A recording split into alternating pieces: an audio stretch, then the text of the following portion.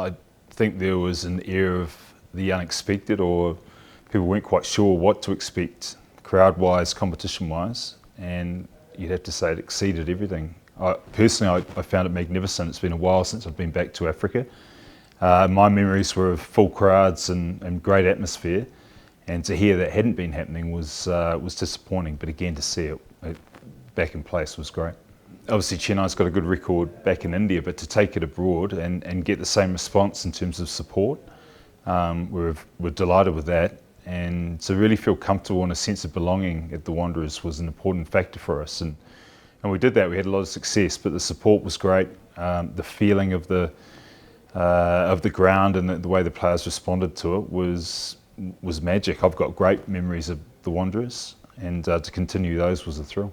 People don't have discretionary money coming out of their pockets everywhere, so they choose what to do. And a 4-hour game on a Sunday afternoon or an afternoon or early evening is great for the family. And why that's important to our game is it creates the next group of heroes, it inspires people to play and gets them engaged with the game. And to have a vehicle like T20 that can do that allows the other formats to flourish somewhat. And they're under pressure as well. The Test cricket was much talked about, and one-day cricket as well. But T20 is providing a bit of a heartbeat for the next generation to grab onto.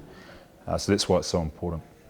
It's one of my big challenges is in every foreign coach or foreign player is to get to grips and understand the players, the domestic players in South Africa. So when you're in that first draft, really had to go to school on some statistics and get a lot of information, and we got that. And the players we bought were up and coming in some cases. They were already emerged in others. But to see the likes of Gerald and now Andre Berger, Lazard Williams come through, yeah, that is part of the process. If we can add a component to it, only a little piece, whether it's just T20, or a bigger piece around the cricketing, how to play the game and experiences, then that is part of the job. And that's, I guess, one of the added benefits for South African cricket, to have a number of cricket personalities and a lot of IP come over, great players, to start sharing that knowledge with players who are coming through, and to help the domestic/international scene in Africa.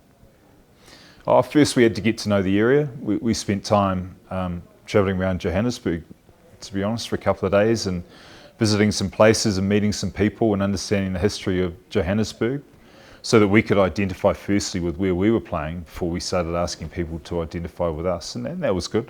From overseas, I really enjoyed it. Such a fascinating place with the history, some good, some bad.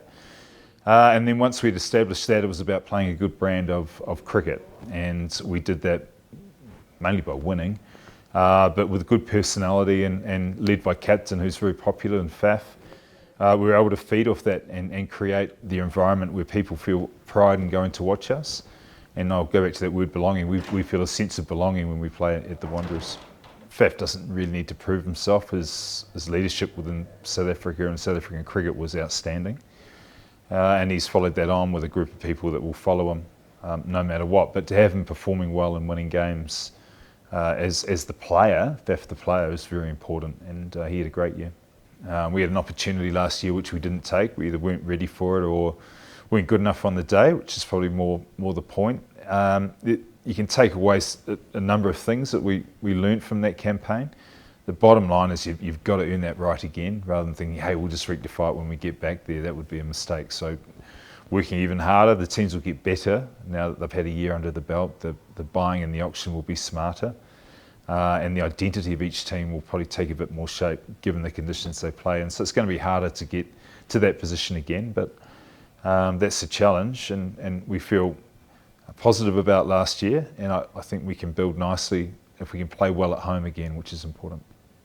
People look at the T20 as a young player's game, and to some degree it is. It's athletic, and the skills are dynamic, but my experience has shown me that players that are pretty cool under pressure and have been through a lot of different experiences can be very valuable. So the mix between the two is very important.